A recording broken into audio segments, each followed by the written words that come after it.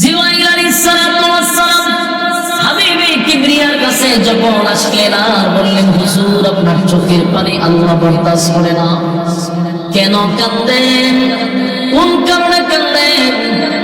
আল্লাহর নবী বলেন, জিবরাইল নেই, আমি কেন কাঁদি আমার মালিক ভালো করে জানে। আমার কান্না আমার মালিক জানে রে। এরপরও কেন তুমি জিজ্ঞাসা করলাম? হুজুর আল্লাহ বলছে, আপনি বললে নাকি আমার মালিকের ভালো লাগে। আল্লাহ নবী বলেন, মালিক আপনি জানেন আমার মা নাই, বাবা নাই, দাদা নাই, দাদি নাই, আত্মীয় স্বজন কেউ নাই। বাবার মতো মহব্বত করে, সন্তানের মতো লালন পালন করে চাচা আমারে এই পর্যন্ত আনছে। কেউ বিরোধিতা করলে চাচা সবার আগে দৌড়াইয়া গেছে। কষ্ট লাগলো, ইন্তেকালের সময় চাচা কালেমা পড়ল না। এটা আমার একটা আঘাত, আমার কষ্ট লাগছে। আমার চাচা যদি কালেমাটা পড়ে দুনিয়ার থেকে বিদায় হইত, আমার মনে আর কোনো কষ্ট থাকতো না। কিন্তু চাচা আমার কালেমা পড়ল না, বেঈমান হইয়া কবরে চলে গেছে। দুই নাম্বার হলো, এই পরিস্থিতিতে আমার সুখের কথা, দুঃখের কথা আমার কলিজার টুকরা স্ত্রী খাদিজার কাছে আমি সবকিছু বলতাম। সেই খাদিজা দুনিয়ার থেকে বিদায় হয়ে গেল। খাদিজা যখন দুনিয়ার থেকে বিদায় হয়ে গেছে, আমার কোনো অভিযোগ নাই, অভিযোগ নাই। আপনি নিছেন, আপনার ডাকে সাড়া দিয়ে চলে গেছে, আমার কোনো অভিযোগ নাই। আল্লাহর নবী বলেন, মালিক আপনার দিনের জন্য, ইসলামের জন্য, দিন প্রচারের জন্য তায়েফে দাওয়াত দিতে গেলাম, সেখানে রক্তাক্ত হইলাম, অভিযোগ নাই। আপনার দিন প্রচার প্রসার করতে গিয়ে আমি নবীজি শাহাদাত বরণ করতে চাই, আমার কোনো কষ্ট নেই। কিন্তু এরপরে আসার পরে মক্কার কোনো মানুষ আমার সান্ত্বনা দিল না। আমার একে একে একে একে 4টা সন্তান আপনি নিয়ে গেছেন, অভিযোগ নাই। আপনি দিছেন, আপনি দিছেন, কোনো কষ্ট নাই। আমার কর্মীগুলোকে জায়গায় জায়গায় রক্তাক্ত করে গো। ইসলাম কবুল করার কারণে, আপনি মালিকের উপরে ঈমান আনার কারণে জায়গায় জায়গায় তাদেরকে নির্যাতন করে। আমার সাহাবীদের কোনো দোষ নাই, আমার কর্মীদের কোনো দোষ নাই। একটাই অপরাধ, তারা ঈমান আনছে এক আল্লাহর উপর। ঈমান আনার অপরাধে তাদেরকে নির্মমভাবে নির্যাতন করা হয়। আমি নবী বরদাস্ত করতে পারি না। এরপরও এতটা কষ্ট লাগে নাই, কারণ তারা যদি শাহাদাত বরণ করে, আমি জানি আল্লাহর তৈরি জান্নাত তাদের জন্য ওয়াজিব। আল্লাহর হাবিব বলেন, মালিক 4টা সন্তান চলে গেল, কষ্ট লাগে নাই, তবে বাবা হিসাবে কিছু তো আঘাত লাগবে। কারণ সন্তানের লাশ বাবা বহন করতে পারে না। বাবার লাশ সন্তান কাঁধে নিয়ে গোরস্থানে যায়, কবরে রাখে, এটা সম্ভব। কিন্তু বাবা তার সন্তানের লাশ কবরে নিতে পারে না। বাবার জন্য কষ্ট হয়ে যায়, বাবার জন্য এটা বড় ভারী হয়ে যায়। আল্লাহর নবী তো একজন বাবা ছিল রে, একজন দুইজন নয়, 4টা ছেলেরে নিজের হাতে গোসল করাইছে, নিজেই কাফন পড়াইছে, নিজেই নবী জানাজা পড়াইছে, নিজেই কাঁধে নিয়া কবরে লামাইছে, নিজের হাতে নবী আমার বাড়ি দিছে। এরপরে নবী বলেন, মালিক কষ্ট নাই, আপনি দিছেন, আপনি নিছেন, অভিযোগ তো আমার নাই। কিন্তু নবীর যেই কারণে কলিজায় আঘাত লাগছে, আর বলে, মালিক আপনি জানেন আমার মা নাই, বাবা নাই, বাবার আদর কখনো পাই নাই। মা বেশি দিন দুনিয়ায় টিকলো না, চলে গেল। দাদাও টিকলো না, চলে গেল। আমার চাচাও চলে গেল। আমি জানি চাচা বাবার মতো, চাচি মায়ের মতো, কিন্তু আমার কষ্ট লাগে। গোটা মক্কার মানুষ আমার বিরুদ্ধে গিয়ে আমার গালি দেয়, আমার কষ্ট লাগে না। কালেমার দাওয়াত দিতে গিয়ে রক্তাক্ত হয়েছি, আমার কলিজায় আঘাত লাগে নাই। কিন্তু আজকে আমার কলিজায় দারুণ একটা আঘাত লাগছে। আঘাতটা হলো, হে মালিক আমার আপন চাচি কেমনে গো আমার বিরুদ্ধে মানুষের দ্বারে দ্বারে গিয়া কয় আমি আবেতা। আল্লাহ এই কথাটা বরদাস্ত করতে পারলাম না। আপনি তো আমার ছেলেও দিলেন ছেলেও দিলেন মেয়েও দিলেন। কেউ যদি ছেলেও তাকে মেয়েও তাকে, সে তো আটপুরা হয় না, সে তো নির্বংশা হয় না। কিন্তু আমার চাচি মানুষের কাছে গিয়া গিয়া কয় আমি নাকি আবেতার, আমার নাকি বংশ নেই।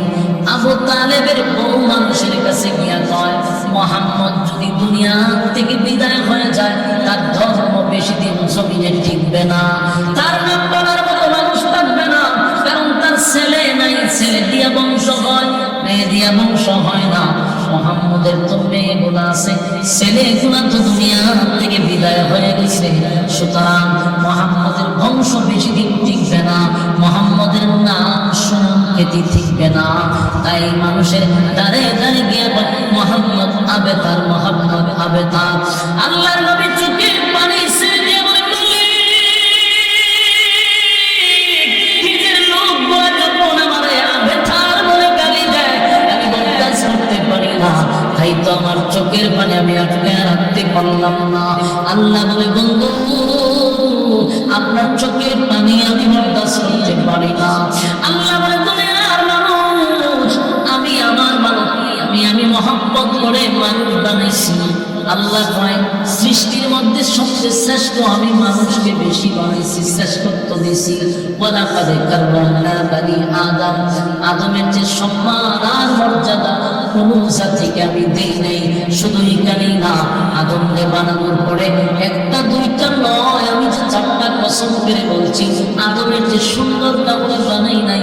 ফলের কসম করছি দুইটা, স্থানের কসম করছি দুইটা, তিন ফলের কসম, জাইতুন জাইতুন ফলের কসম, ওয়াতুরে সিনিনা সিনাই পর্বতের কসম, ওয়াহাজাল বানাদিল আমিন পবিত্র মক্কা নগরীর কসম। চারটা কসম করে মানুষের ক্ষেত্রে বলছি লাকাদ খালাকনাল ইনসানা ফি আহসানি তাকওয়িম। এই মানুষের যে সুন্দর, এত সুন্দর করে আমি কাউরে বানাই না। চারটা কসম করে বলছি মানুষ সুন্দর, মানুষ সুন্দর, মানুষ সুন্দর, মানুষ সুন্দর। মানুষ আমি বানাইছি শুধু সুন্দর করে নয়, মানুষ বানাইছি মহব্বত করে, মানুষ বানাইলাম মহব্বত করে ভালোবেসে। এই মানুষ আমার দেওয়া নিয়ামত খায়, এই মানুষ আমার দেওয়া নিয়ামত ভোগ করে, আমার দেওয়া নিয়ামত ভোগ করার পরে বান্দা আমার জমিনে দেখা আমার নাফরমানি করে, আমারে গালি দেয়, কিন্তু আমি আল্লাহ তাদেরকে ধ্বংস করি না, আমি আল্লাহ তাদেরকে ধ্বংস করি না। বরং তো দেখি এই জমিনে আল্লাহর নিয়ামত খাওয়ার পরে আমরা আল্লাহর বিরোধিতা করি কি করি না, আল্লাহর নাফরমানি করি কি করি না। আল্লাহ বলেন নাফরমানি করে বলনা, এরপরও জাগাত কাটা বানায় মারি না, গজব দিয়া মারি না। এমনকি মানুষ আল্লাহর গালিও দেয়, দেয় কি দেয় না? বাউল ফাউলরা গালি দিছে কি দেয় না? বরং সাথে সাথে কি আল্লাহ গজব দিয়া মারছে? আল্লাহ সাথে সাথে মানে না। কত নাস্তিক আর মুরতাদ আল্লাহকে গালি দেয়, কিন্তু আল্লাহ জাগাত কাটা বানায় মারে না। না মারার কারণে তাদের মুখের পাটা বেড়ে গেছে। আল্লাহ কয় আমি কেন মারি না? আমার দয়া মায়া বেশি, আমার দয়া মায়া বেশি। বান্দা আমার গালি দেয়, আমার কষ্ট লাগে না। আমি নিজের হাতে বান্দা বানাইছি, সম্মান দিয়া বানাইছি, মর্যাদা বাড়ায়া দিছি। আমারে গালি দেয়, আমার কষ্ট লাগে না। কিন্তু বান্দারে লিমিট ক্রস করো, যদি অতিরিক্ত করো, সীমা লঙ্ঘন করো, আমারে গালি দিয়ে কষ্ট লাগে না। বন্ধা আমি বানাইছি, আমারে গালি দিলে কষ্ট লাগে না। কিন্তু আমার বন্ধুরে যদি কেউ গালি দেয়, আমি আল্লাহ বরদাস্ত করতে পারি না। এর বাস্তব প্রমাণ হলো অতীতে আমাদের যত গালি দিয়েছে, সাথে সাথে আমার গজব দিয়ে মারে নাই, কোনো অ্যাকশন নেয় নাই, মালিক প্রতিবাদ করে না। আল্লাহ প্রতিবাদ করে না, তার একটা কারণ হলো দুনিয়াতে আল্লাহর একটা নাম হলো রহমান। এই রহমান নামের গুণের কারণে নাস্তিকরাও দুনিয়াতে খায়, আস্তিকরাও দুনিয়াতে খায়। শুধু এই নামের গুণে নাফরমানি কইরাও জমিনে ভূমি ফলায় আটে, কারণ আল্লাহর নাম রহমান। রহমান নামের খাতিরে আমার মালিক কেউ ধ্বংস করে না। আল্লাহ দুনিয়া পাঠাইছি পরীক্ষার হলে, পরীক্ষার হলে ছাত্র খারাপ লেখলে থাকলেও শিক্ষকরা তারে বাধা দেয় না, শিক্ষকরা তারে হলের ভিতরে শাসন করে না। কথা বলো। আপনারা যারা পরীক্ষা দিচ্ছেন, পরীক্ষার হলে যদি আপনি ভুল লেখেন, যে শিক্ষকটা ক্লাস টেনে খুব মারাত্মক ধরো, যে শিক্ষকটার পড়া না শিখলে পরে চরমের মতো মার দেয়, কিন্তু সেই শিক্ষক যখন পরীক্ষার হলে ডিউটি পায়, আপনি যতই ভুল করেন আর শাসনও করে না, ধমকও দেয় না। কারণটা কি? কারণ হলো এখানে ধমক দেওয়ার জায়গা না, শাসন করার জায়গা না। কারণ পরীক্ষা চলতেছে, তোমার সাইজ করা হবে রেজাল্টের সময়। কথা হয় না? রেজাল্ট যে সময় আউট হবে তখন বন্ধু বুঝবা, সাধু তখন বুঝবা তুমি কি আকাম প্রোগ্রাম করছো পরীক্ষার হবে। তাই পরীক্ষার সময় কাউরে বাধা দেয় না, স্বাধীনতা দেয়। আল্লাহ হয় দুনিয়াটা হলো পরীক্ষার হল, পরীক্ষার হল।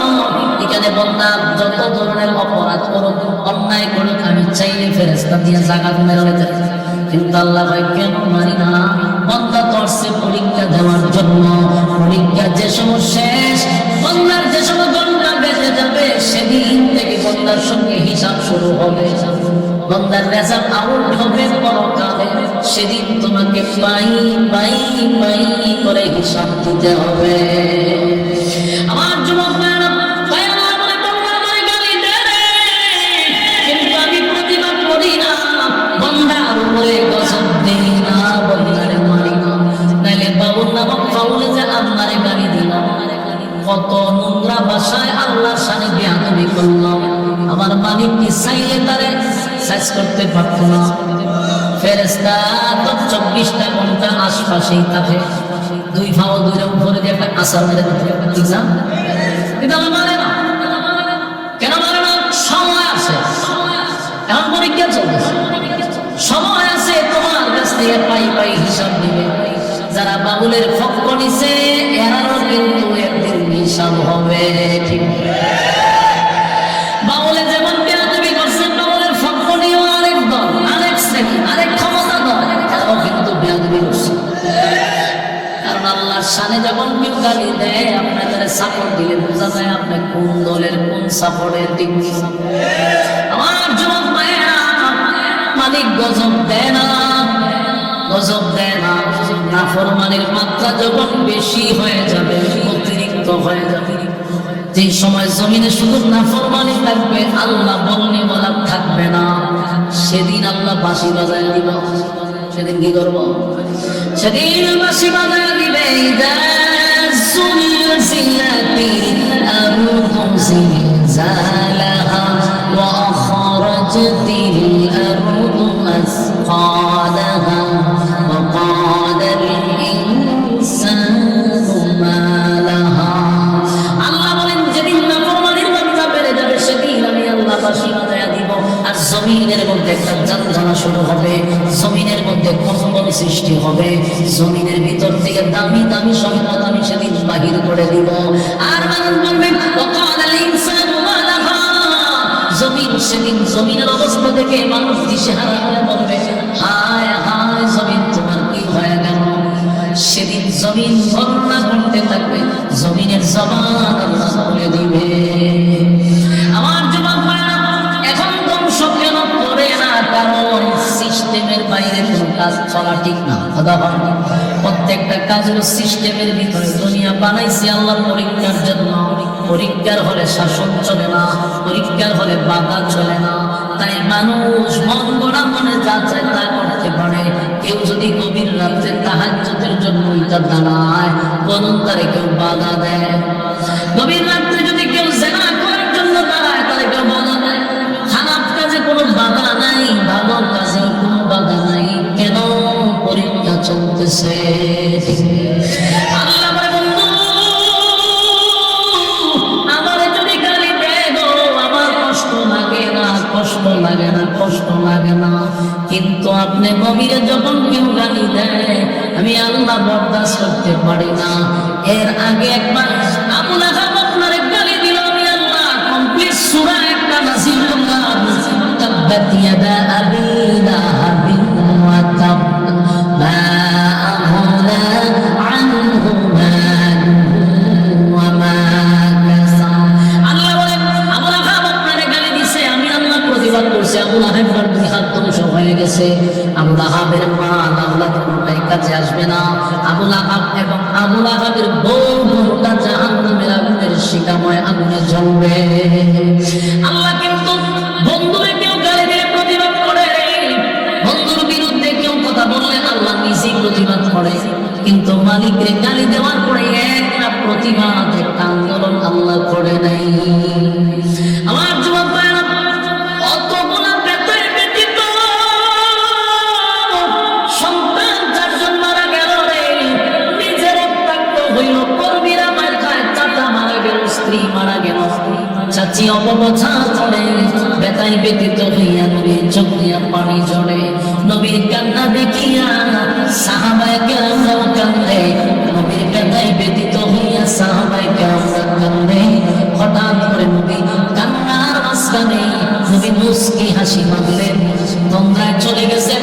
তন্দ্রায় যাওয়ার পরে নবীজি মুস্কি হাসি মেরে দিল। সাহাবায়ে কেরাম আশ্চর্য হয়ে গেল, এই কান্নার মাঝখানে নবীর বেতায় ব্যতীত হইয়া আমরা কান্নাম, নবীর কান্না দেখে আমরাও কান্নাম। কিন্তু আফসোস হলো, নবীর কান্নার মাঝখানে মুস্কি হাসি কেন মারলো?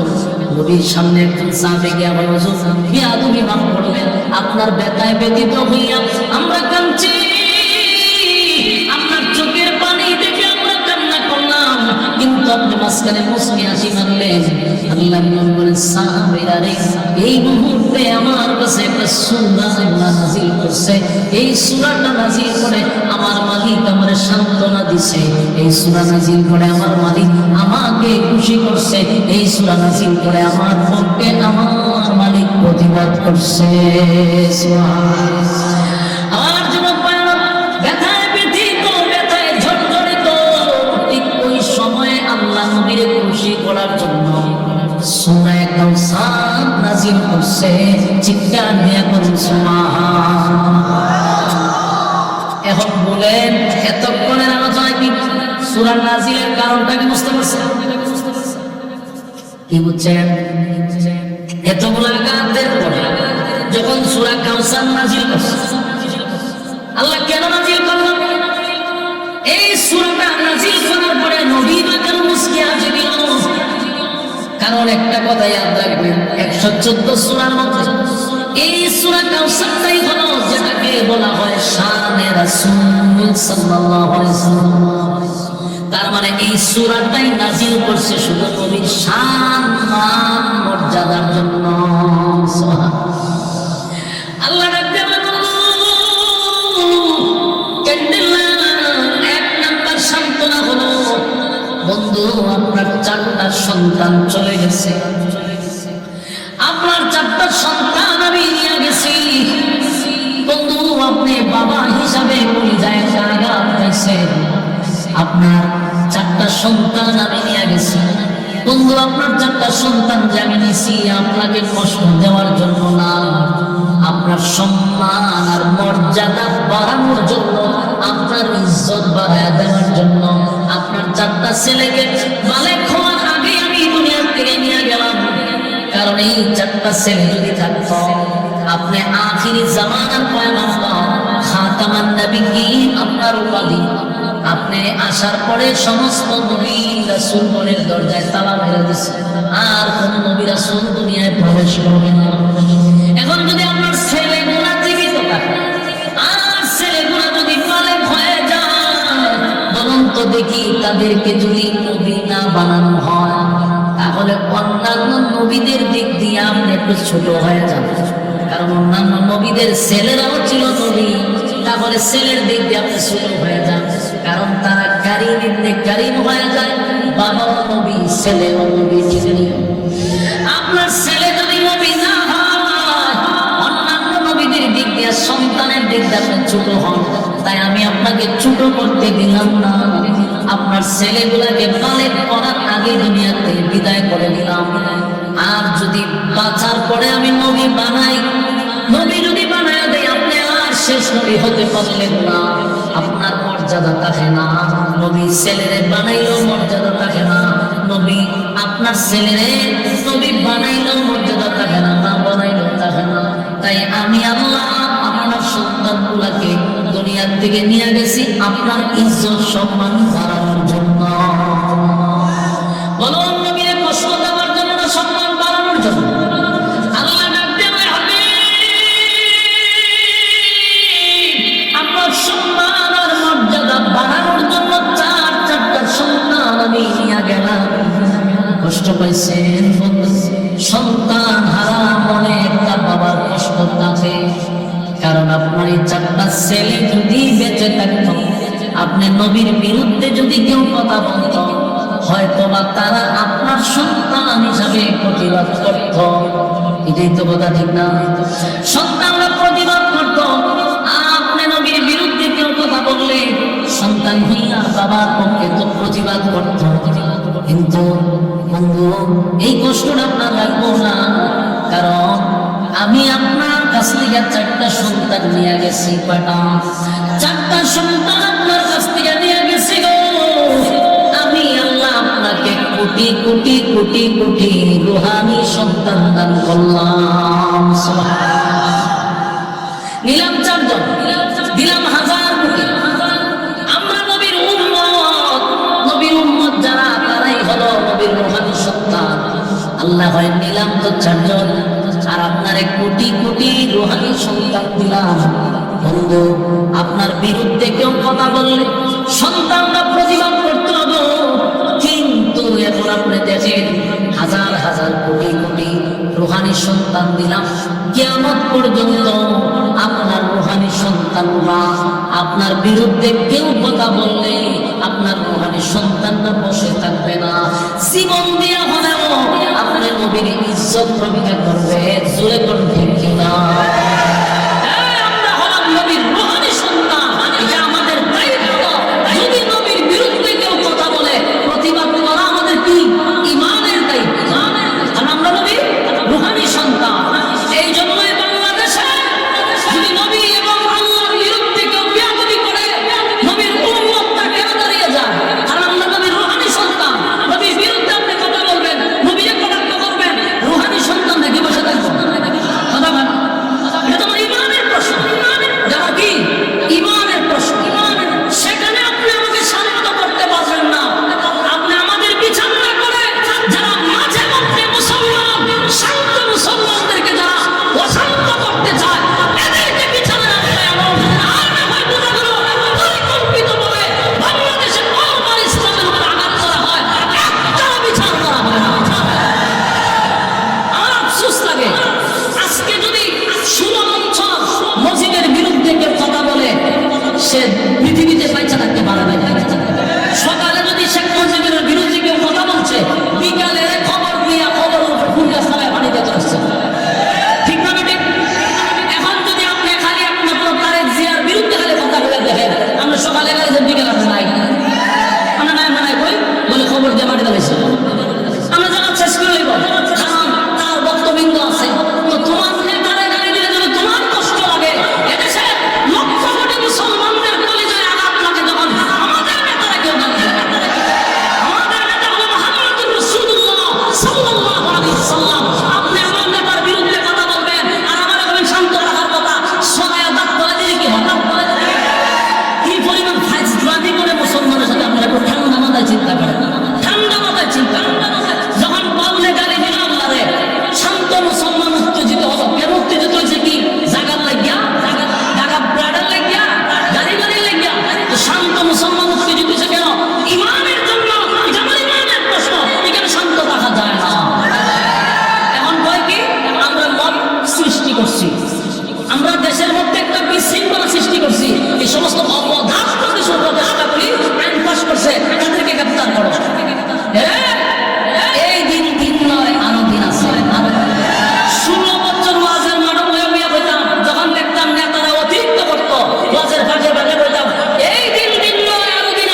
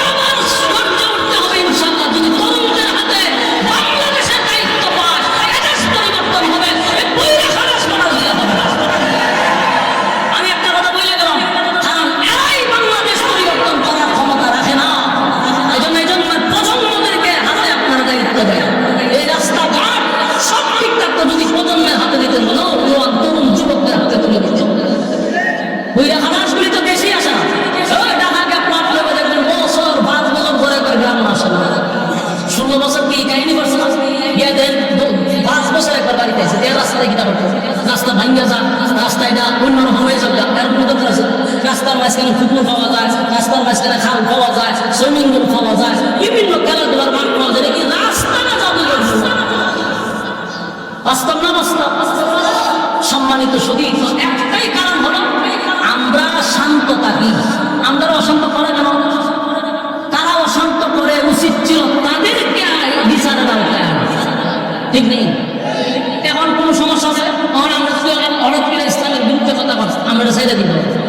আমি হুজুর লাগবো না, ফাবলিকে শেষ করে দেবো, ফাবলিকে ছেড়ে দেবো। কালকে একটা ভিডিও আমার সামনে আসবে, কিছু তরুণ যুবকরা বাউলরা গেছিল কোন জায়গায় যারা গান গেছে, ও শেরপুর গেছে গান গেছে, দিয়ে সেরা ডক্টর টুকুন বাজার শুরু করছে। হুজুর নাই, শুনো বা এই ফ্যাকশন করেন না কোনো করে গিয়ে এখন উড়াবি ফাঁসপির সমাজ যে উঠবি না বাইরে শুরু করে দিলাম। যখন উড়ে বাইরে ঘর শুরু হয়েছে পুরা শামসুর মতো মানে সাইজ করা শুরু করছে। শোনো, হুজুর লাগবে না, হারা জীবন খালি মনোবাদ কইছে, তো মনোবাদ লাগে না। প্রত্যেকটা যুবকের ইমানি দায়িত্ব এর প্রতিবাদ করা। এখন আমরা হুজুর লাগে না, ইসলামের বিরুদ্ধে কথা বলে আমি হুজুর লাগতো, তোমাদের এর আগে সাইজ করে ধরেন। আর তুমি যদি বড় নেতা হও, ইসলামের বিরুদ্ধে কথা বলবা, তোমার তো সাইজ নাও করতে পারে, সময় মতো লাল ঘাস দেখায় খেলার মাঠায় বা এরা গেলাম ঘাট হলুদ কাপ না লাল ঘাট। কারণ এই বাংলাদেশ দ্বিতীয়বার স্বাধীন করছে তরুণরা, বুড়া খারাস না। আগামী বাংলাদেশ এই তরুণদের হাতে যাবে ইনশাআল্লাহ। এক হাতিকে হত্যা করার পরে আল্লাহ জানে ফিরে আসবে কিনা। যদি বেঁচে থাকে আমরা সবাই দোয়া করি তার জন্য, আল্লাহ যেন তাকে আবার ফিরে আমাদের মাঝে দেয়। তবে যদি সে শাহাদাত বরণ করে, লক্ষ হাতি মানুষের ঘরে ঘরে তৈরি হবে ইনশাআল্লাহ। হাদি মনে নাই, লক্ষ হাদি তৈরি হয়ে যাবে। যেমন এক জিয়া মনে নাই, লক্ষ জিয়া ঘরে ঘরে যে স্লোগান আপনারা দেন, ঠিক এক হাদি মরছে, লক্ষ হাদি ঘরে ঘরে থাকবে। এই প্রজন্মকে থামাইতে পারবেন না। আমার যে বক্তব্যটা হলো, আপনি ইসলামের বিরুদ্ধে কথা বললেন না, মুসলমান শান্তি কথা ঠিক নেই। আমরা আপনার বুদ্ধির লেগে আন্দোলন করি না, আমরা রাজপথে গিয়ে আপনাদের বাগাবাগি করার জন্য আন্দোলন করি না। আমরা তখনই উত্তেজিত হই যখন আপনি কোরআনের বিরুদ্ধে কথা বলবেন, রাসূলের বিরুদ্ধে কথা বলবেন, আল্লাহর বিরুদ্ধে কথা বলবেন, তখনই তো আমাদেরকে নষ্ট করা হবে। বরং আমাদের কোনো চাওয়া পাওয়া আছে। এই যে এখানে মানুষগুলা বসছে, আপনি দেখেন এখানে যতটুকু মানুষ বসছে স্টেজ সহ, এই মানুষগুলা দুনিয়ার কোন চাওয়া পাওয়ার জন্য এখানে বসছে। ওয়াজ মাহফিল, ইসলাম এবং যারা মনে করেন ধর্ম পালন করে, অধিকাংশ মানুষ দুনিয়ার চাওয়া পাওয়া নাই। চিন্তা করে দুনিয়াতে কিছু পাইলাম আর না পাইলাম, পরকালে যেন আল্লাহ করে একটা জান্নাত পাই, এই আশা নিয়ে সে নামাজ পড়ে। এই আশাটা তার ভিতরে থাকে, সে নামাজ পড়ে, রোজা রাখে, ভালো কাজ করে, সৎ কাজ করে। কেন? মনের মধ্যে একটা তৃপ্তি যে এই দুনিয়ায় কিছু পাই আর না পাই, পরকালে যেন একটা সুখ শান্তিতে থাকতে পারে। এই শান্ত মানুষগুলো এই আশা নিয়ে তারা বসে। কোন কোটিপতি মাহফিলে বসবে না, কোন কোটিপতিরা দিনের কথা শুনতে চায় না। সাধারণ মানুষই কোরআনের কথা শুনতে। এই মানুষগুলোর অশান্ত কেন করেন? তারা তো আপনার বাঘ বসাতে আসে নাই। আপনারা আল্লাহর বিরুদ্ধে কথা বলবেন, আবার বাউলের পক্ষে গিয়ে কথাও বলবেন, এটা তো দেশের মানুষ সহ্য করবে না। এজন্য আমি আগামী রাজনীতিবিদ যারা আছেন তাদের উদ্দেশ্যে বলি, আপনাদের মাথায় সর্বপ্রথম রাখবেন যে এটা ৯৬% মুসলমানের দেশ। এখানে ইসলামের বিরুদ্ধে যদি হলে একটা টুকা দেন তা আপনি শেষ লাগা। আমরা বান্দা, কারণ আপনি বুঝতেছেন যেখানে বইলে আগান্য দেশে খুশি করবেন, কিন্তু এদেশের মানুষ সময় মতো আপনার ঠিক লাগার দেখায়। আপনারা ১৫-১৬ বছর ২০ বছর আগের বাংলাদেশ ভাবলে চলবে না। এটা এখন প্রজন্ম হইল নতুন। বাস্তব কইছিলাম বাস্তব। এই জন্য যে রাজনীতি কোনো অসুবিধা নাই, কিন্তু সাবধান, ইসলামের বিরুদ্ধে কথা বলবেন না। এই জন্য শেখ খালেদা জিয়া, আমরা তার জন্য দোয়া করছি না? আমি প্রত্যেক মাহফিলে দোয়া করছি। আমরা তার পক্ষে লিখি কেন? আমার জীবনে খালেদা জিয়ার মুখ থেকে কোনোদিন ইসলাম বিরোধী কথা শুনি নাই। শুনছেন আপনারা? সারা বাংলাদেশের এমনকি বাইতুল মুকাররমের জাতীয় মসজিদের ক্ষতিপূরণের জন্য দোয়া করে। কোনো ব্যক্তির জন্য কোনো আলেম প্রকাশ্যে দোয়া করতে দেখছে? গত ১৬ বছরে কোনোদিন কোনো আওয়ামী লীগের নেতার জন্য আমরা দোয়া করছি? কোনোদিনও দোয়া করি নাই। অনেকবার লিখতে পর্যন্ত দিয়েছে, কেউ আমরা নেতৃত্বে দোয়া করি। দুনিয়া কেমন দিল নাম বলে বলেছে, কিন্তু খালেদা জিয়ার নাম আমার নবীন নয় কেন? আলেম প্রিয় মানুষ ছিল, এই জন্য সর্বমহলে তার প্রশংসা। তার বিরুদ্ধে কেউ নাই। দলের বিরুদ্ধে হইতে পারে, কিন্তু ব্যক্তির বিরুদ্ধে কেউ নাই। আপনারা এমন জীবন গঠন করেন যেন আপনার নেতার জন্য সবাই দোয়া করে, আর আপনি মরলে যেন আলহামদুলিল্লাহ। ১৬ বছর যত নেতা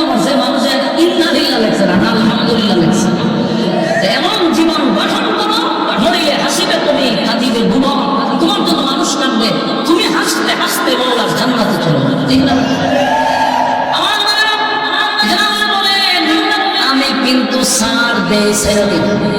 এই কথাটা কি বাস্তব না বাস্তব? আমরা প্রায় সময় মাহফিলে কথা আল্লাহ ছাড় দেয়, ছাইরা দেয় না। দেখেন আল্লাহ কিন্তু ছাড় দিছিল, ছেড়ে দিছে। এখনো আল্লাহ ছাড় দিতেছে, ছেড়ে দিবে না। জমিনে যখন সমাচার হয় আল্লাহ ছাড় দেয়, কিন্তু একটা সময় জমিন ধ্বংস করবে, এতে কোনো সন্দেহ নেই। তো আল্লাহ বলেন, বন্ধু আমার এক গালি দিলে আমি বরদাস্ত করি। কেন? আমি বন্দা নিজের হাতে বানাইছি। আর বন্দারে ঢুকেছি পরীক্ষার হলে, বন্দা এখানে ভুল করবে, শুদ্ধ করবে, আমি আল্লাহ তার প্রতিবাদ করবো না। কেন? পরীক্ষার হলে পাঠাইছি, কিন্তু তার হিসাব হবে পরকাল। বলুন রেজাল্ট কোথায় হবে? রেজাল্ট আউট হবে পরকাল, পরীক্ষা হবে দুনিয়া। এই জন্য আল্লাহরে গালি দিলে সাথে সাথে খারাপ হবে, সাথে সাথে প্রতিবাদ নাই।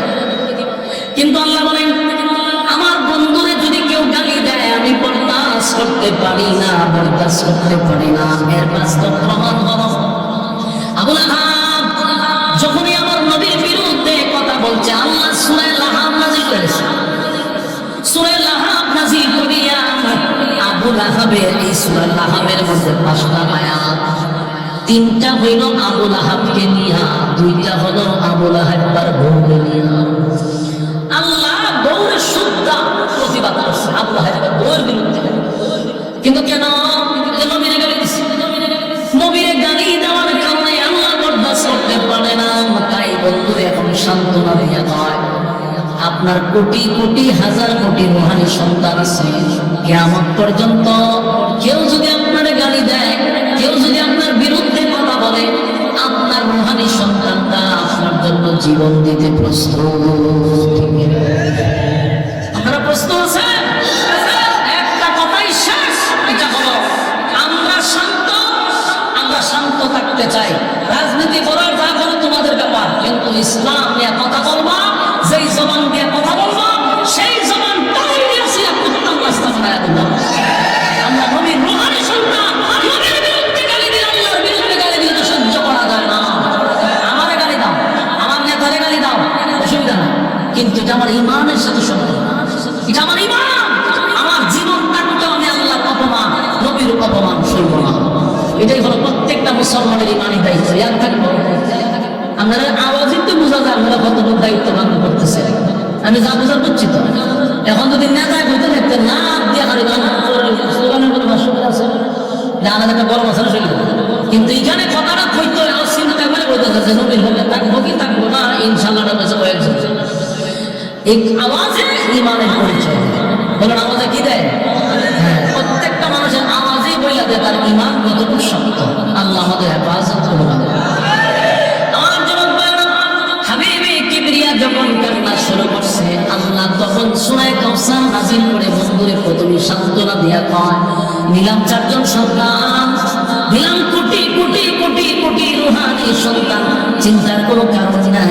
বন্ধু আপনারে কেউ গালি দিলে প্রতিবাদ করবে আপনার রূহানী সন্তানরা, আপনার বিরুদ্ধে কেউ কথা বললে আপনার রূহানী সন্তানরা জীবন দিবে। 2 নম্বর হলো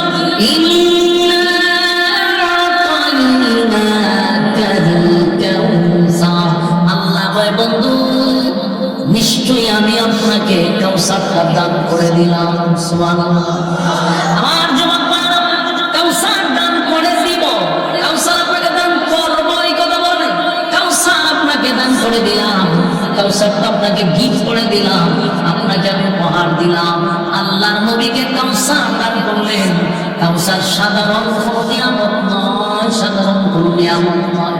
বন্ধু যখন ব্যথায় ব্যথিত, আঘাতে আঘাতে নবী ক্ষতবিক্ষত, তখন আল্লাহ সূরা নাযিল করে বলে, বন্ধু কাউসার সাধারণ কোনো নিয়ামত না। আদম থেকে নিয়ে ঈসা রূহুল্লাহ পর্যন্ত আজ পর্যন্ত কোনো নবী রাসূলকে আমি হাউজে কাউসার দেই নাই। আদম নবী কাঁদছে 350 বছর, কাউসার দেই নাই। নূহ পয়গম্বর 950 বছর কাঁদছে, দাওয়াত দিছে, আমি কাউসার দেই নাই। কালিমুল্লাহ মুসার কথা বলছে, আমি তারে কাউসার দেই নাই। ইব্রাহিম খলিলুল্লাহ আমার সঙ্গে তার বন্ধুত্ব অসংখ্য পরীক্ষা উত্তীর্ণ হয়েছে, আমি তারে কাউসার দেই নাই। কিন্তু বন্ধু আপনাকে আমি কাউসারটা গিফট করলাম। আল্লাহ বলেন, নিশ্চয়ই আমি আপনাকে কাউসার দিয়ে দিলাম। এই কাউসার সাধারণ কোনো নিয়ামত না, এই কাউসারের কত দাম মানুষ হাসরের মাঠে গেলে বুঝবে। এই কাউসার কত বড় নিয়ামত, কারণ মানুষগুলো কলিজা ফাটা পিপাসা লইয়া হাসরের মাঠে যখন দাঁড়াবে, পানি নাই পানি নাই, সমুদ্রের পানি সব তার গলায় ঢাললে পানির পিপাসা শেষ হবে না। কলিজা ফাটা পিপাসা লইয়া যখন মানুষ হাসরের মাঠে যাবে, তখন আমার নবীর বরকতি হাতে এক পেয়ালা পানি যদি কেউ পান করে রে, 50,000 বছরের ভিতরে আর কোনদিন পানি পিপাসা লাগবে না। এই পানি তোদের চেয়েও সাদা, মধুর চেয়েও মিষ্টি, মিষ্টি আম্বরের চেয়েও বেশি গান। এই পানির এত দাম, এত দাম, এত দাম। পানিটা যদি কেউ পান করে কপাল খুলে যাবে, পানি যদি কেউ পান না করতে পারে তার কপালটা পুড়ে যাবে। পানি যারা পান করবে আরশের ছায়ার নিচে তারা স্থান পাইবে। যারা পানি পান করতে পারবে না, সূর্যটা একেবারে মাথার কাছে চলে আসবে, মগজ পেটে পেটে গলে গলে করবে, অস্তিত্ব থাকবে না। তাই পানিটার এত দাম, এত দাম। সেই পানির মালিক হল আমার নবী সুবহানাল্লাহ। খুশি না বেজার?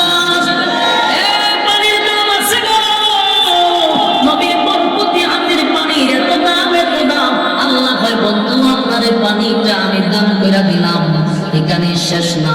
বন্ধুরে এত খুশি করছে, এত খুশি করছে, আল্লাহ আরেক আয়াতে বলেন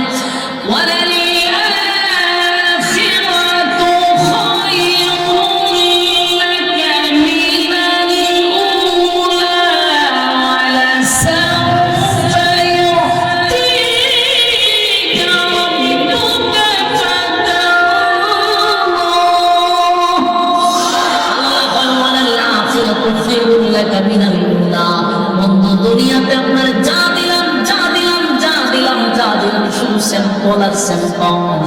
আপনার জন্য যা রাখছি সব হলো পরকালে গোড়াও।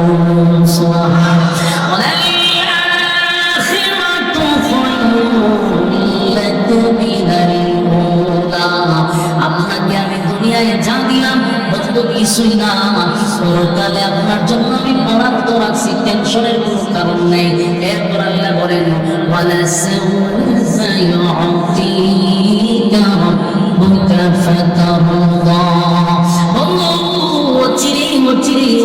আপনাকে আমি খুশি করব। এখানে একটা বিষয় তাফসীর কারকরা বলেন, বন্ধু রে বন্ধু খুশি করবে হতে পারে আপনি আমার দল করতে গিয়া। বন্ধু দুনিয়ার সিস্টেমটা হলো, যদি কেউ দল করতে গিয়া মায়ের খান অন্য দলের কাছে, এই দল ক্ষমতায় গেলে যে মায়ের খাইছে তার প্রমোশন বাড়ে না, হবে প্রমোশন বেড়ে যান। বিএনপির যত নেতা আওয়ামী লীগের কাছে মায়ের খাইছে, বিএনপি ক্ষমতায় গেলে তার দল তার প্রমোশন বাড়ায় দিবে, এটাই সিস্টেম। ঠিক না? অনেক সময় নেতাদেরকে এনজয় করানোর জন্য দেশ থেকে বিদেশে পাঠায়।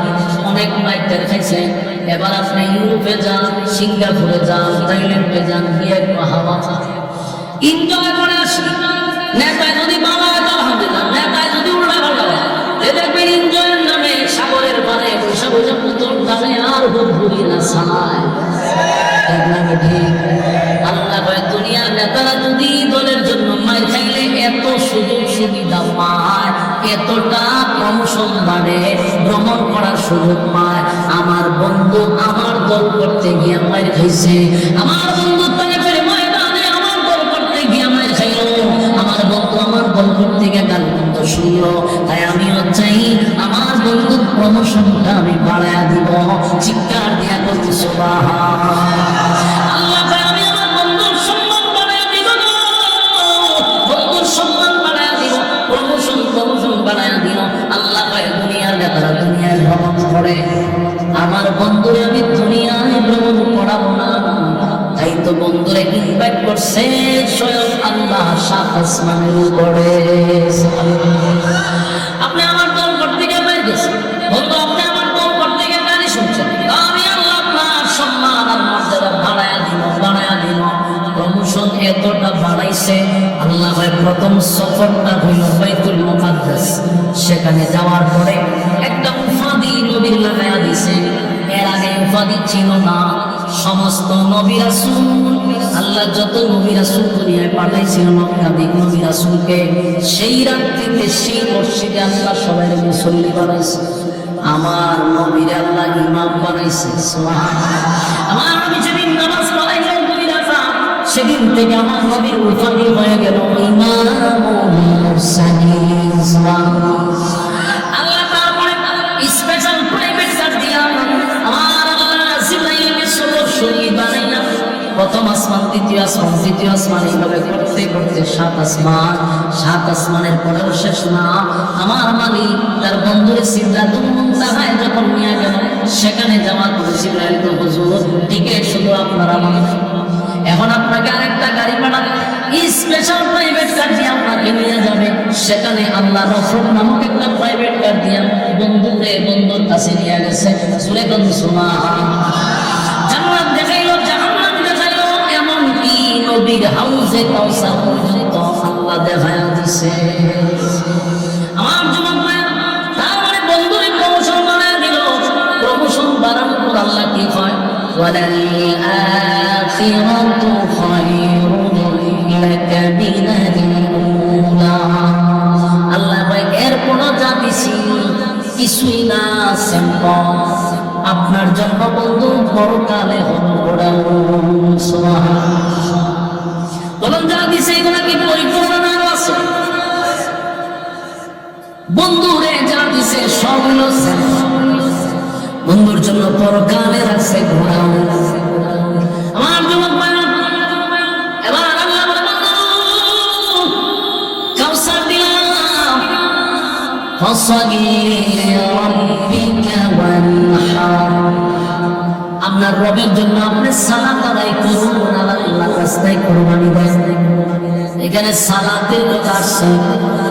তাফসীরকারকরা বলেন সালাতের কথা কেন বললেন, এর দ্বারা ইঙ্গিত দেওয়া হয় কোন বেনামাজি হাউজে কাউসারের পানি পান করতে পারবে না।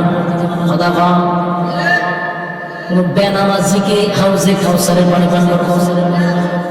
আল্লাহ এখানে সালাতের কথা বললেন, কুরবানির কথা বললেন, ইঙ্গিত আসে সালাত আদায়কারী ব্যক্তি হাউজে কাউসারের পানি পান করবে, কোন বেনামাজি হাউজে কাউসারের পানি পান করতে পারবে না। কথা কি বুঝতেছেন আমার যুবক ভাইরা? তাহলে এখানে প্রথম আয়াতে আল্লাহ বন্ধুরে খুশি করে দিল, সান্ত্বনা দিল, এরপর একটা কন্ডিশন দিল। কি দিল? কন্ডিশন দিল, সালাত আদায়কারী যারা সালাত আদায় করবে, আল্লাহর রাস্তায় কুরবানি করবে, এদের জন্য আমার মালিক হাউজে কাউসারের পানি দান করবে। এরপরে দেখেন, এর পরের অংশে দেখেন, ইন্না শানিআকা হুয়াল আবতার। আল্লাহ বলেন, ইন্না শানিআকা হুয়াল আবতার। ওই যে 3টা পয়েন্টে আপনাদেরকে শোনাইছিলাম, 1 নাম্বার হলো আল্লাহ তার বন্ধুরে সান্ত্বনা দিছে, 2 নাম্বার হলো বন্ধুরে খুশি করছে, 3 নাম্বারটা কি?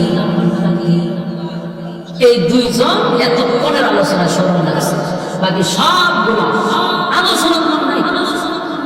সবাই যে মনোযোগ সহকারে কথা শুনে আর কিছু নিয়ে যাওয়ার জন্য আসে, বিষয়টা এরকম না।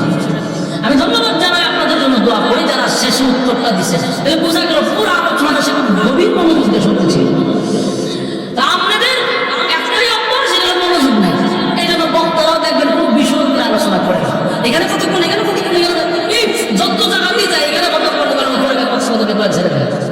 আরে একটা আলোচনা সাবজেক্টের উপরে আপনি থাকলে আমার শ্রোতা তো শেষ পর্যন্ত বুঝতে যাইতে বোঝে, বুঝলে আলোচনা কোন বিষয় না কোন সাবজেক্ট ভিত্তিক আলোচনা যাবে। আর প্রতিটা বক্তা, আজকে আমাদের এই মাহফিলগুলোতে কোনো সাবজেক্ট নাই, মানে আমরা তার ছাত্র এবার যোগ্যতা, কিন্তু এইসব বাপ দাদার ইচ্ছা চালায় না। যত আজনবী কাল্পনিক গল্প সব, কিন্তু যাদের জুতা বহন করার যোগ্যতা আমাদের নাই, গল্প ইচ্ছা করে, দুঃখ লাগে। আমরা এলেম কাম হোক, এতটুকু বয়ান করবো ততটুকু স্টাডি করে আসবো। আমরা তো এলেম নাই, আমি বলি না আমি বড় আলেম, কিন্তু যতটুকু বাস করি সেটা আমি নিজে স্টাডি করি, নিজে বইরে বয়ান করি। আমার কত একটা ক্লাসের মতো যেন হয়, আপনার বাড়িতে নিয়ে দিয়েছে, তুমি আমার এতটা কষ্ট কেন? বলুন তিনটা পয়েন্ট কি ছিল? এক নম্বর সান্ত্বনা, দুই নম্বর খুশি, তিন নম্বর প্রতিবাদ। এক নম্বর সান্ত্বনা, দুই নম্বর প্রতিবাদ, দুই নম্বর খুশি, তিন নম্বর প্রতিবাদ। ইন্না শানিআকা হুয়াল আবতার। তারা নবীরে কি বলছিল? আবেতা। আল্লাহ কি প্রতিবাদ করছে? আল্লাহ নিশ্চয়ই তারা আবেতা, যারা আপনাকে আবেতা বলে গালি দিছে, নিশ্চয়ই তারা আবেতা, তারা নির্বংশা, তারা লেজ কাটা, তারা আটকুলা ছোয়া। গোটা মক্কা নগরীর কেউ নবীর সান্ত্বনা দিল না, নবীর নিজের লোকগুলাও সান্ত্বনা দিল না। আল্লাহ নবী ব্যতীত হয়েছিল, কেউ আমার সান্ত্বনা দিল না।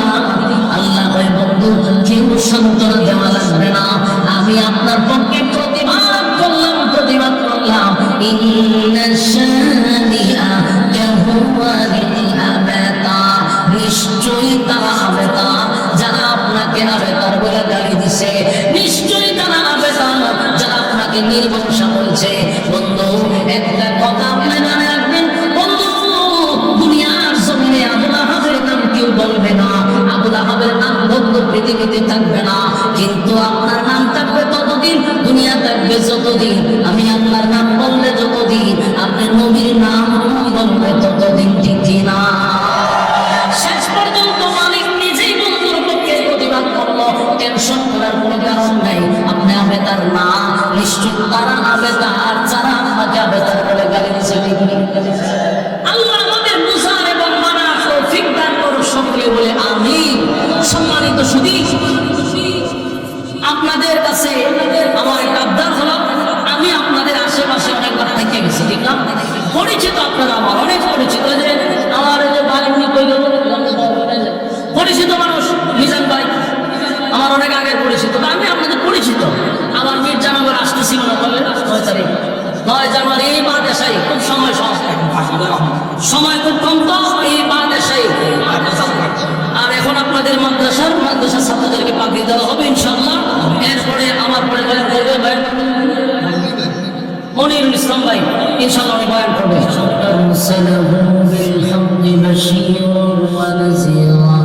وداعيا إلى الله بإذنه وسراجا منيرا.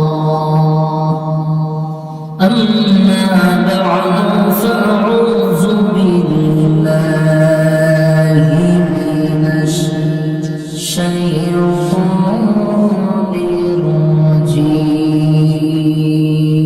الرجيم. بسم الله الرحمن الرحيم.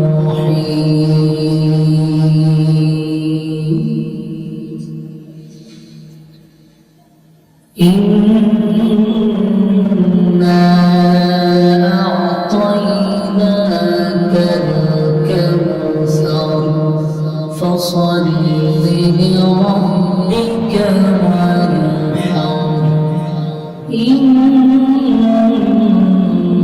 شانئك هو الأبتر. صدق الله العظيم. درود الشريف পড়েন, اللهم صل على সাউন্ডার জোগা দিয়েছে, একদম ক্লিয়ার সাউন্ডটা পাতলা করেন যাতে নয়েজ যাতে না যায়। كما صليت على إبراهيم وعلى آل إبراهيم إنك حميد مجيد. اللهم بارك على محمد وعلى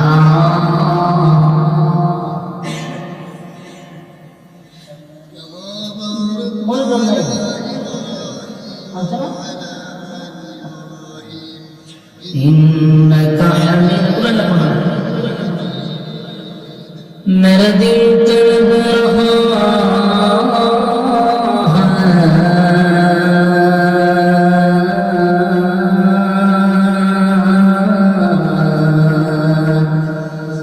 है, मेरे जलने रहा है सीना ए दवा ही मिले मुझे ले चलो मदीना बलगल बेकमालिही। আপনারা যারা আছেন সামনে আসেন, এই পুরো বাচ্চারা সব পিছনে মেহরবানি করে সব পিছনে দেখেন, সব একদম মনে বন্ধ দিতে পড়েন, সব পড়েন। আপনারা একটু সামনে আসেন, মেহরবানি করে এসে পড়েন, এরা সবাই পিছনে বুঝেন সব মনে একটা বসে যান পিছনে যান, তোমরা পিছনে যায় না, আবার তোমরা পিছনে বসো। যত গপ আছে মনের কথা একজন একজন পিছনে বইয়া পড়ে, সব সামনে বইয়া পড়া শুরু করছে। আর আপনারা যারা পিছনে বসে গেছেন একটু আগে যান, কষ্ট করে একটু আগায় যান, আগায় যান, আগায় যান, মেহরবানি করে আগায় যান।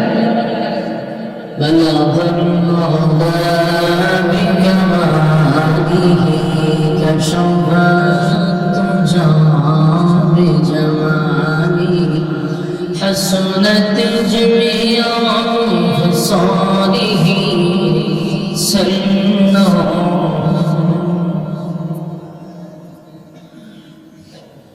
আলহামদুলিল্লাহ। আয়োজিত আজকের এই দক্ষিণ 30 হাফিজিয়া ফরকানিয়া মাদ্রাসার পক্ষ থেকে হাফেজ ছাত্রদের পাগড়ি প্রদান উপলক্ষে তাফসীরুল কোরআন মাহফিলের সম্মানিত সভাপতি জনাব মোহাম্মদ হুমায়ুন কবির সরকার সাহেব, সভাপতিত্ব করছেন জনাব মোহাম্মদ দেলোয়ার হোসেন সাহেব, প্রধান অতিথি জনাব আলহাজ কাজী শাহ মুফাজ্জল হোসেন কাইকুবাদ সাহেব, আপনাদের অতীতের তিনবারের ধর্মমন্ত্রী। আজকে প্রধান বিশেষ অতিথি জনাব মোহাম্মদ কামাল উদ্দিন ভুইয়া সাহেব, আমার পরে আলোচনা করবেন কারি আব্দুল কাইয়ুম মিয়াজি সাহেব। এরপরে আছেন হাবিবুর রহমান হেলালি সাহেব। কিন্তু সমস্যা হইল আপনারা আমার নামের নিচে তো দেওয়ার দরকার ছিল বা দেশের যেমন বয়া, এটা দেন নাই। এটার খেসারত আপনারা এখন করতেছেন প্যান্ডেলেরই অবস্থা, দেওয়ার দরকার ছিল। এটা তো অনেকে মনে করতে পারে যে 10টা তবে 9টা বয়ান উল্লেখ করাটা খুব জরুরি ছিল, তাহলে এই অবস্থাটা আমার দেখতে হতো।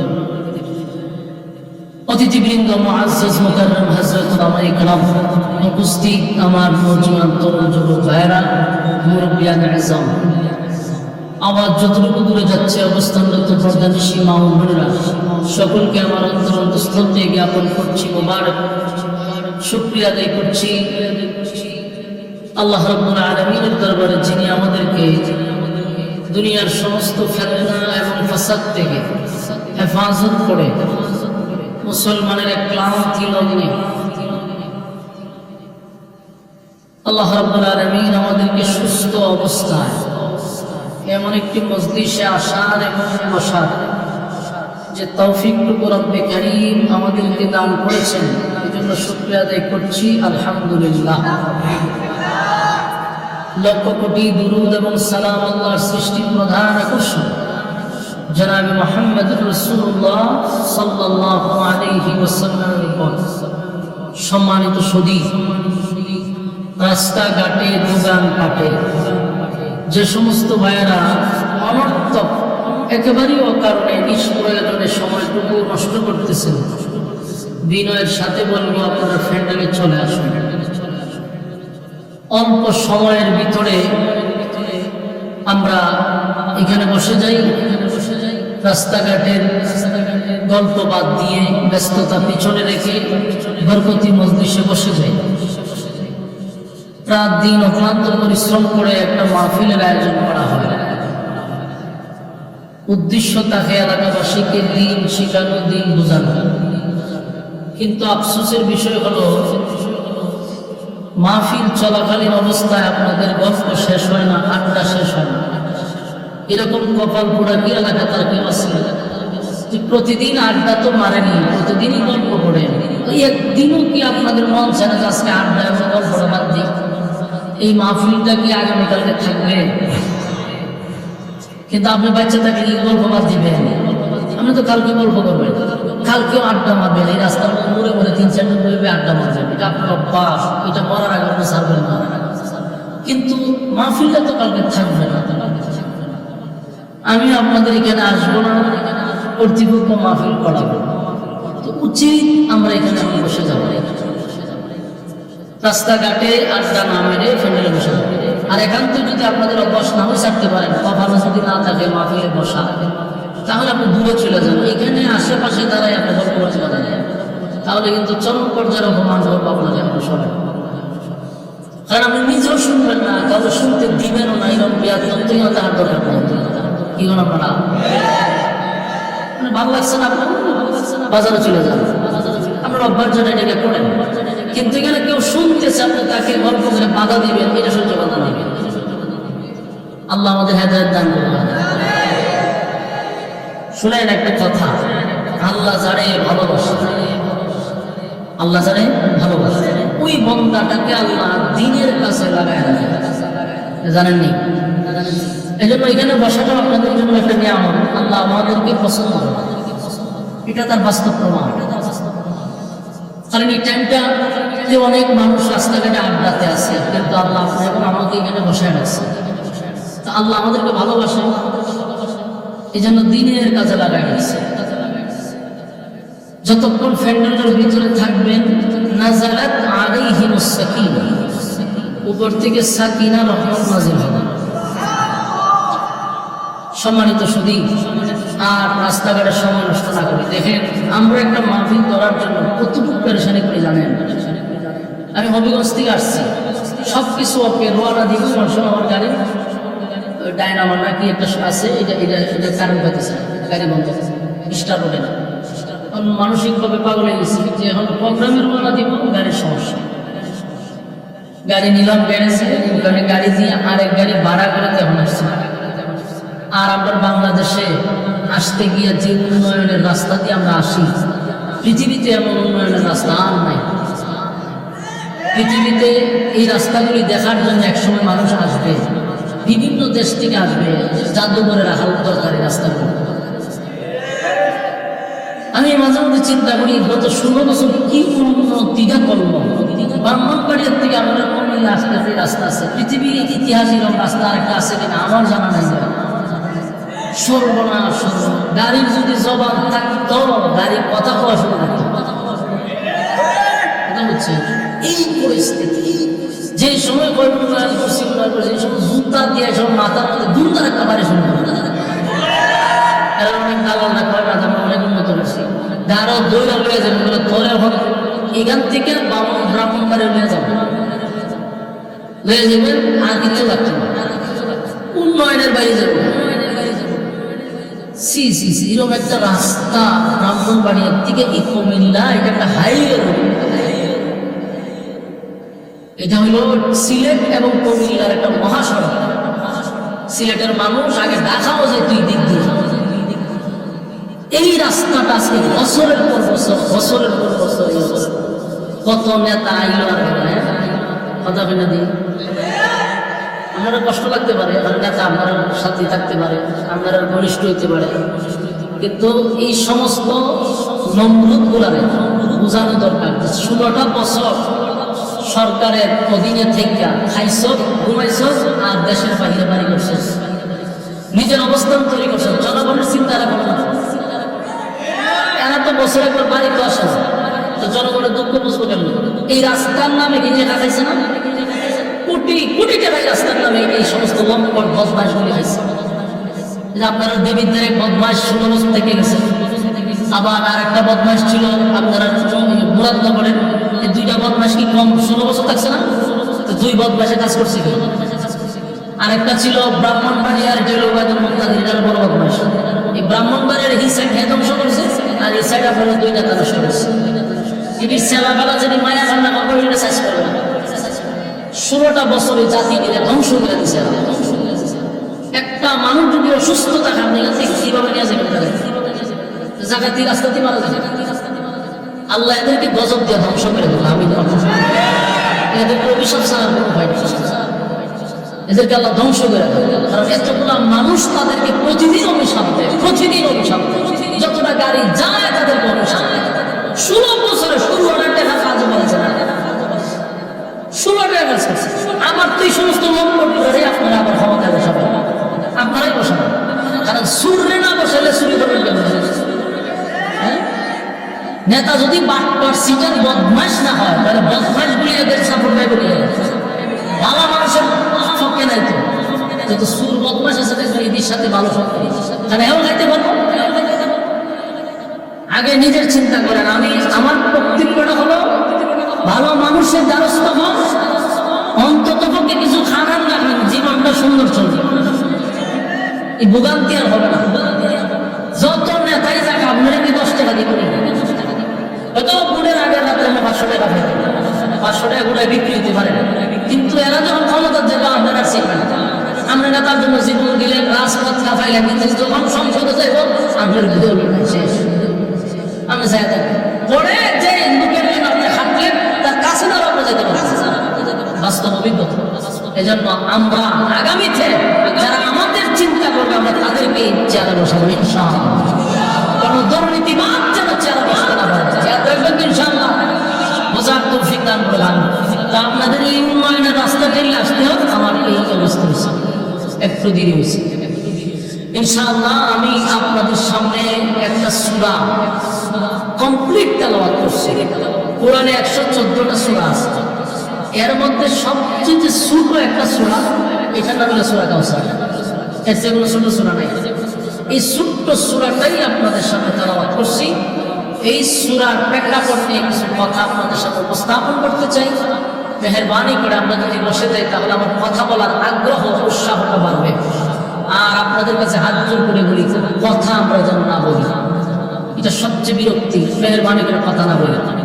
আসুন আমরা সূরা কাউসারের আল্লাহ এই সূরাটা কেন নাযিল করলো আমরা আগে জানলাম, এরপরে এটা সরল তর্জমা আমরা জানবো। প্রত্যেকটা সূরা অথবা আয়াত 3টা কারণে আল্লাহ নাযিল করছে। যেমন কোন ঘটনাকে কেন্দ্র করে। ভাইজান কথা বলেন, এখন কথা কথা বলি না, মেহেরবানি করে কথা বলি।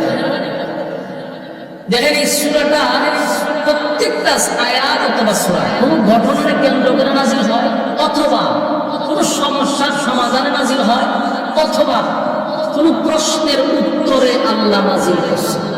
হয় ঘটনাকে কেন্দ্র করে নাযিল করছে, আর না হয় সমস্যার সমাধান দেওয়ার জন্য, আর না হয় কোন প্রশ্নের উত্তরে নাযিল করছে। এই 3 কারণের এক কারণ কোরআন নাযিল হয়। 3টা কারণের যে কোনো ভাবে সূরা অথবা আয়াত আল্লাহ নাযিল করছে। তো সূরা কাউসার,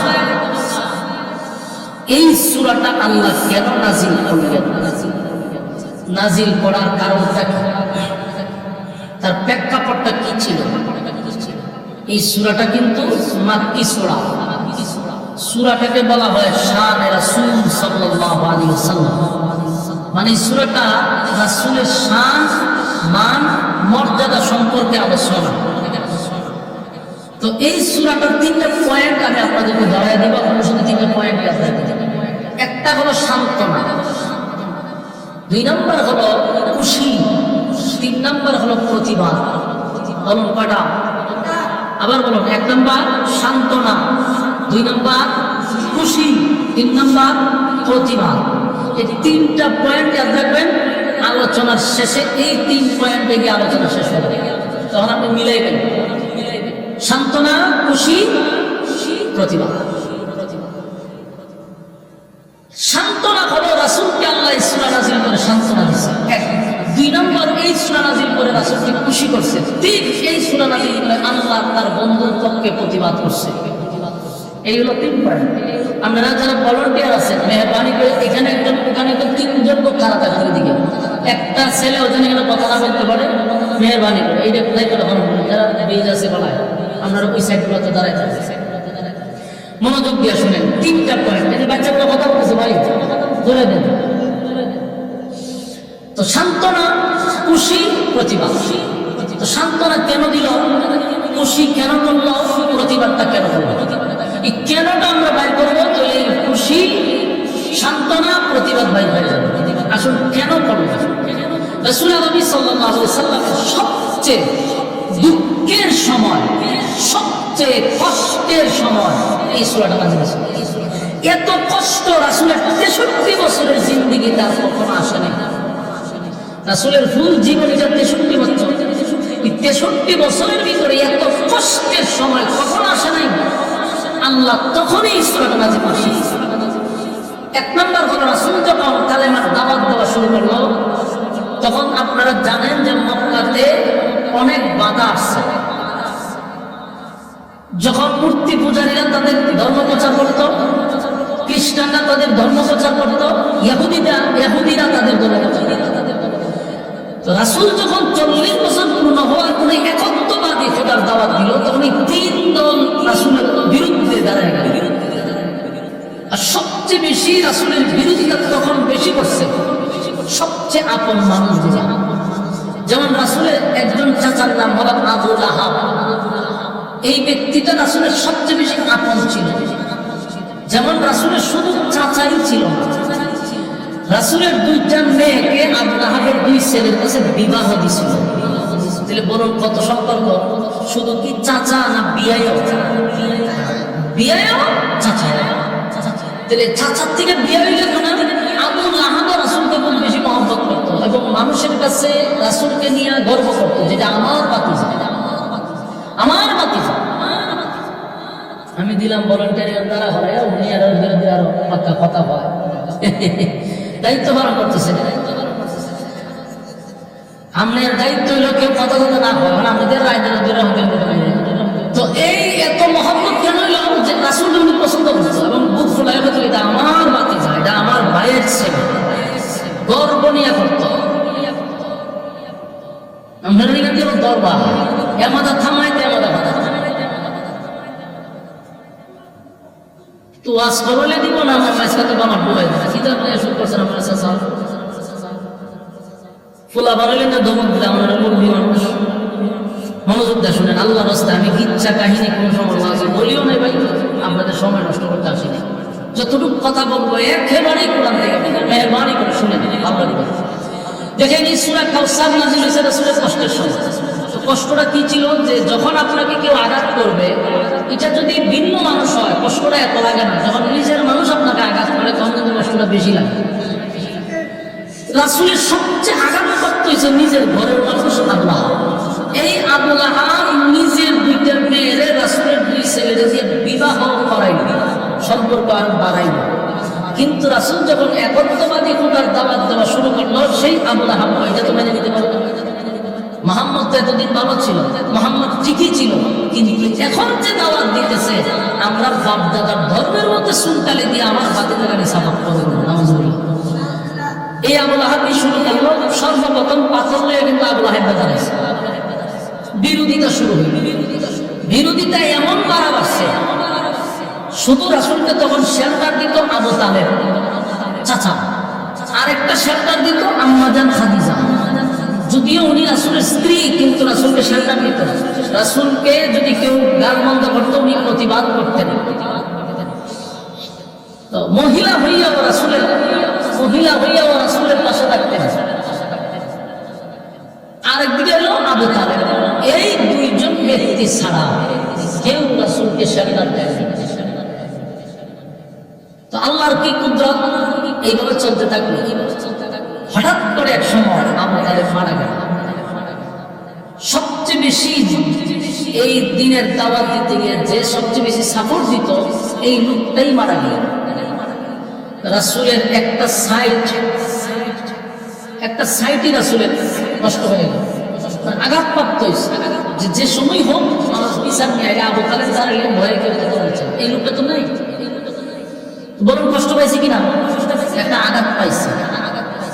কিছুদিন যেতে না যেতে আম্মাদের খাদিজা মারা গেছে। এখন আরেকটা সেট শেষ। সুখের কথা, দুঃখের কথা, সব কথা খাদিজার সাথে শেয়ার করে। খাদিজা রাসূলকে সান্ত্বনা দিত, এতে রাসূল একটা সান্ত্বনা পাইত। এই কলিজার টুকরা স্ত্রী চলে গেল, বলুন আঘাত করা পাইল। এই দিয়ে থাকবেন, আমি প্রতিটা কথা বলবেন যে আঘাত 2টা হয়েছে। 3 নম্বর রাসূল এখন দেখলো মক্কার পরিস্থিতি খুব ভয়াবহ, কারণ একদিকে খাদিজা নাই আর একদিকে আবু তালেব নাই। এখন মক্কার মানুষ এতদিন তো গান বন্ধ করছে, রাসূলের শরীরে টাচ করার সাহস পায়নি, কিন্তু এখন যে পরিস্থিতি তারা মাছ দিয়ে অবস্থায়, এখন রাসূল দাওয়াত দিয়ে গেলেই মারবে, আক্রমণ করবে। রাসূল পরিস্থিতিটা বুঝতে পারছে যে মক্কার অবস্থা এখন স্বাভাবিক না। চিন্তা করলো কালেমার দাওয়াত বন্ধ করতে হবে, আপাতত না হয় মক্কা আমি দাওয়াত বন্ধ রাখবো, দূরে কোথাও দাওয়াত দিয়ে আমি চালু রাখবো। তাই সিদ্ধান্ত নিল মক্কা আপাতত দাওয়াত বন্ধ। এখান থেকে রাসূল মক্কা থেকে চলে গেছেন তায়েফে। তায়েফে গিয়ে যখন কালেমার দাওয়াত দিতে গেল, তখন ওখানকার মানুষ রাসূলকে আঘাত করতে লাগলো। এমন ভাবে আঘাত করছে যে রাসূলের শরীরের চামড়া পেটে রক্ত মোবারক বাহির হয়ে গেছে। সাধারণ রক্ত না, রাসূল বেহুশ হয়ে পড়ে গেছে, এত রক্ত জড়াইছে। আবার উঠছে, আবার মরছে। ইতিহাস আপনারা জানেন দেখে আমি শুধু বুঝাইতেছি, আমি তায়েফের ঘটনা বলার উদ্দেশ্য। তাহলে সেখানে কি হলো? রাসূল রক্তাক্ত হলো। এতটা কষ্ট হয়েছে যে কেউ রাসূলের পক্ষে যে ফিরাই বই মনে করছে, বেহুশ হয়ে পড়ে গেছে। আঘাত পাইয়া আল্লাহ রাসূল সেখান থেকে আবার মক্কায় আসলেন। বলুন কষ্ট কয়টা গেল? 3টা। আপনারা বলবেন, বললে সুবিধা হবে। 3টা আঘাত পেয়েছে। 1, স্ত্রী মারা গেছে, 2, চাচা মারা গেছে, 3, নিজে রক্তাক্ত। এতটা আঘাত পেয়েছে যে রাসূলের শরীরে রক্ত শূন্য হয়ে গেছে। চলে আসলো মক্কা। এখন বলুন তো দেখি, মক্কায় আসার পরে উচিত ছিল না ওনার মানুষ ওনাকে সান্ত্বনা দেওয়া, যাহারে এতটা হয়েছে, অথবা তোমার স্ত্রী মারা গেছে, সান্ত্বনা দেওয়ার কথা ছিল। কেউ সান্ত্বনা রাসূলকে দেয় নাই। আঘাত নিয়ে যখন মক্কায় আসছে, এর কিছুদিন পরেই শুনতেছে চতুর্দিক দিয়ে রাসূলের কর্মীদের উপরে আক্রমণ শুরু হয়েছে। যারা কালেমা পড়ছে এদের উপরে আক্রমণ। তো একজন নেতা হিসাবে যখন কর্মীরা নবীর সামনে মায়ের খায়, নেতার সামনে যখন কর্মীরা মায়ের খায়, নেতার কষ্ট লাগার কথা নেই, কথা বলে না দিই। তবে আমাদের দেশের নেতার কথা বলতেছে, রাসূল করিম সাল্লাল্লাহু আলাইহি সাল্লামের মতো নেতার কথা বলতেছে। আর আমাদের দেশের নেতারা কোনদিন আন্দোলনে গেলে নেতারা মরতে দেখছেন? কোনো নেতা মরতে দেখছেন? মরেন তো সাধারণ ঘরের মানুষগুলা মরে, মধ্যবিত্ত ফ্যামিলির মানুষগুলা মরে, কিন্তু কোনো নেতা মরে না। কিন্তু আল্লাহর রাসূল কর্মীদের এই নির্যাতন দেখতে রাসূল আর সহ্য করতে পারতেছে। কারণ যখন প্রথম ইসলামের প্রথম দিক দিয়া যারা কালেমা করছে অধিকাংশ ছিল কৃতদাস, গোলাম। তাদেরকে মারলে কেউ প্রতিবাদ করে। যেমন বেলাল একজন গোলাম ছিল, আরেকজনের অধীনে কাজ করে, তারে মারলে কেউ প্রতিবাদ করে না, তারে মারলে কেউ আগায় আসার কোনো ক্ষমতা নেই। এত নির্যাতন শুরু করছে যে নির্যাতনের স্টিম গুলাম চাপায় দিচ্ছে। নেতা হিসাবে রাসূলের মনে অনেক কষ্ট, বরং আঘাত কাটা পেলে হবে, 4টা আঘাত যেখানে ঘুরিয়ে মারতেছে। মায়ের সিস্টেম কি? গলার মধ্যে রশি লাগাইয়া বালু দিয়া টানে। মরুভূমির বালু, এই বালুতে আপনি খালেই খাবে, হাঁটতে পারবেন না, তুষার হয়ে যাবে। এই বালু দিয়ে চাবি দিয়ে টানে। এত প্রচন্ড গরমের মধ্যে বালুর মধ্যে শোয়ে বড় হাত তোলাইতে পারে। তো এই নির্যাতন তো দেখতেছে, কষ্ট লাগার কথা। রাসূল অনেক আঘাত পেল। এর কিছুদিন যেতে না যেতেই রাসূলের 4টা ছেলে সন্তান ছিল। একে 4টা ছেলে বালেগ হওয়ার আগেই দুনিয়ার থেকে বিদায় হয়ে গেছে। আপনার কেমন কথা বুঝতেছেন?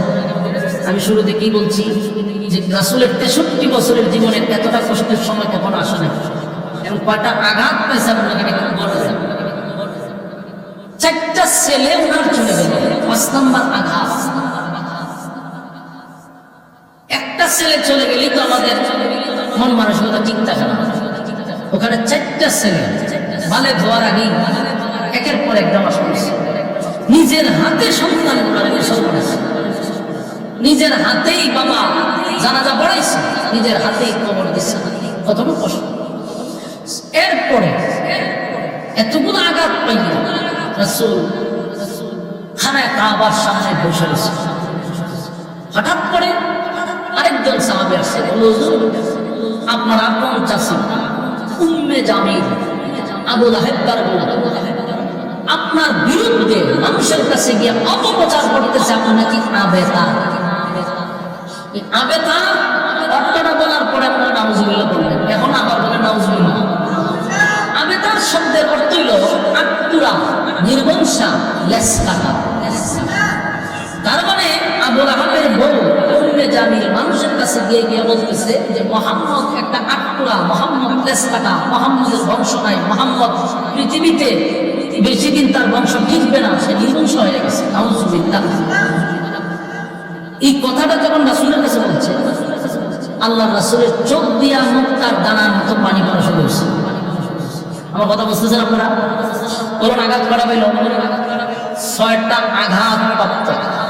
মানে আপনারা নিজের একটু চিন্তা করেন, আপনার স্ত্রী চলে গেলে, চাচা চলে গেলে, চাচা কিন্তু সাধারণ না, উনি ছোটবেলার থেকে রাসূলকে নিজের সন্তানের মতো লালন পালন করে বড় করছেন।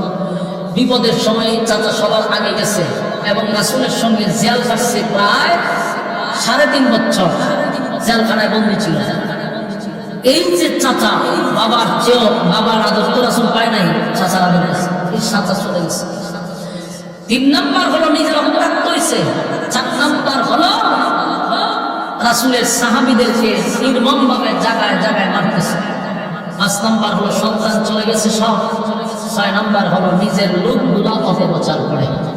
কতটা আঘাত করত, চোখ দিয়া পানি ছাড়তেছে। আল্লাহ তখন জিবরাইলের ডাক দিচ্ছে, জিবরাইলে বন্ধুর চোখের পানি বরদাস্ত করা যায় না। কথা কি বুঝেন? আপনারা কি মন আছে? আপনারা দিকে দিকে তাকা যায়, এদিকে না যাবেন না, মনোযোগ না থাকলে ওয়াজও থাকবে না। হ্যাঁ, আপনারা ওই দিকে তাকানোর দরকার নাই, আমার দিকে তাকান। এরা এসে সাপ খেলা দেখতো, আপনারা কি সাপ খেলা দেখতেছে? এরা এসে দাঁড়া হয়েছে, তারা চিন্তা করতেছে হুজুরে মনে বেগ করে সাপ